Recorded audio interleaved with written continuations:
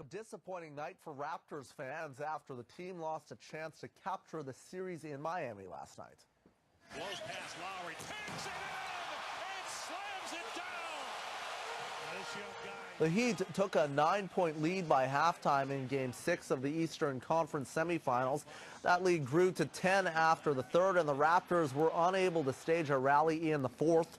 Miami won the game 103-91 to force a seventh and deciding game at the Air Canada Centre on Sunday. The coaches for both teams spoke to the media after Game 6 last night. Whoever's on the court's got to come in and make a contribution. I thought Cal and DeMar did their job tonight offensively, but again, defensively, we've got to keep the ball in front of us and take the challenge of an offensive guy like Dragic, one-on-one, mid-range jump shots, in those situations. And then he also, too, transition. They were coming down and attacking us early, quickly in transition. Look, it's been well documented that our offense hasn't looked like our offense, and you have to credit Toronto. They've really slowed us down, taken away what we normally do. I think this is only this is the first regulation game that we've scored over 100, and you have to credit Toronto. The competition, the opponent has a lot to say for that. Now, for more on all of this, we're joined live in studio by Blake Murphy. He is a freelance sports writer and the managing editor of Raptors Republic. Thanks for coming in. Thanks for having me on. So listen, you heard what the coaches had to say last night.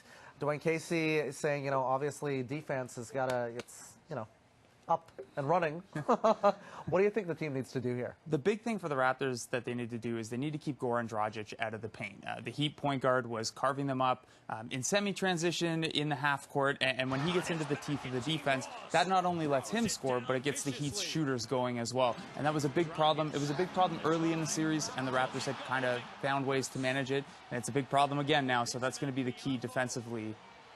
There was talk Kyle Lowry wasn't kind of pulling his weight in Indiana and also at the beginning of this series.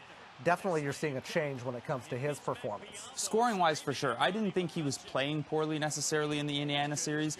He does so many things other than scoring the ball defensively and getting teammates involved and kind of setting the tone with the hustle and those grit plays, diving for balls and stuff.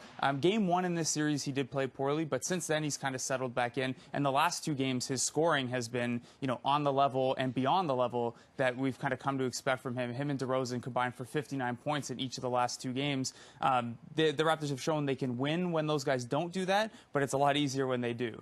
Valanciunas being out, how big of a hit is that to the Raptors? It's a huge hit, and even with the Heat having lost Hassan Whiteside, their own center, the Heat have now gone super small, and the Raptors are having some trouble adjusting to that. Bismack Biyombo is great as far as backup centers go, and he's done an admirable job filling in, but there are still 15 minutes or so a game that the Raptors have to fill when Biyombo's off the floor, and those have been a real sore spot. And Valanciunas isn't coming back for Game 7 based on what Dwayne Casey said last night, so they've got to figure out who can fill those minutes. Yeah, he said that he's got a long way to go. What about some of the young guys like Norman Powell? Are they pulling their weight?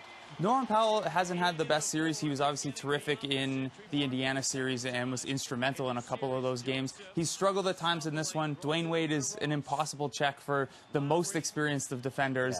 Yeah. And Powell, as good as he is defensively, bit on some of those tricky old man pump fakes and stuff like that, and his role's been minimized a little bit.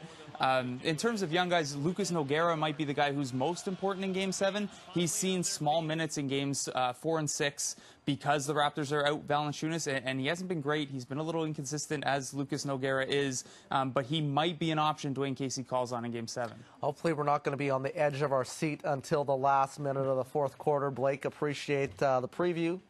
We'll talk to you again soon, hopefully when we're in the Cleveland series, right? Hopefully that's the case. All right, it's 11:46 right now.